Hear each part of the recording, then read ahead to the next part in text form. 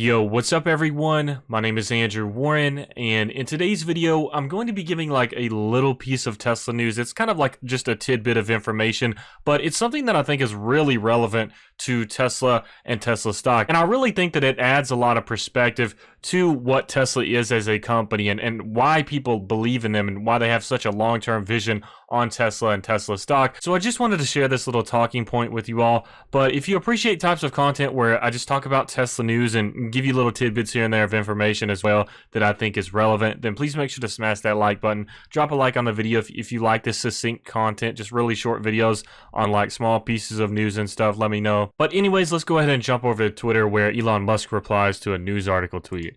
So as you can see right here, there's the article by Clean Technica that says how Tesla became the world's most valuable automaker in just 16 years. And Elon Musk replies, Tesla should really be thought of as roughly a dozen technology startups, many of which have little to no correlation with traditional automotive companies. For example, we created a chip design team from scratch for the Tesla full self-driving computer, which is not something car companies do. This was not to outcompete other companies, but rather to maximize usefulness and rate of progress in the absolute. So right there just really emphasizes that Tesla is more than just like the typical automaker. They have various teams that excel within their own categories when it comes to software, user interface, battery efficiency research and development, car design, creating computer chips for full self-driving AI, and many other factors like that. And it just emphasizes their efficiency, like this third tweet right here where he talks about how it's not to outcompete other companies, but rather to maximize usefulness and rate of progress in the absolute. So that just emphasizes much more that Tesla as a company wants to be a very efficient and optimized machine. That's what Tesla is really known for, and its optimization, and it's the reason that they can compete with other automakers, and it's the reason they're like one of the first automakers to really come out and be successful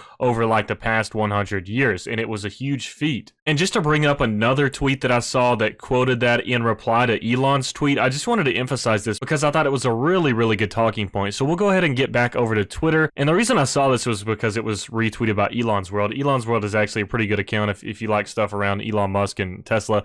But anyways, they retweeted this tweet that said, and people wonder why Tesla will be a $1 trillion company soon. And then his reply was what I thought was really interesting because it was a great point. And they mentioned Nvidia is valued at $230 billion, Intel at $250 billion, AMD at $65 billion, and MU at $55 billion. How much should Tesla's chip division be worth? So this is a fantastic point, and it basically emphasizes that Tesla as a huge company is really just made up of a bunch of smaller companies that are basically their own teams that focus on what they're good at to make sure that they're accomplishing that sector of this business. So for example, we have people that work on the design, like I mentioned earlier, and battery efficiency. So those teams do what they do best, but when you really think about it, like the whole team that created the chip for the full self-driving AI, that's huge. That's like the equivalent of having a smaller Nvidia company within Tesla as a bigger company. And this is really what happens when you have a huge boom of different groups of people in this company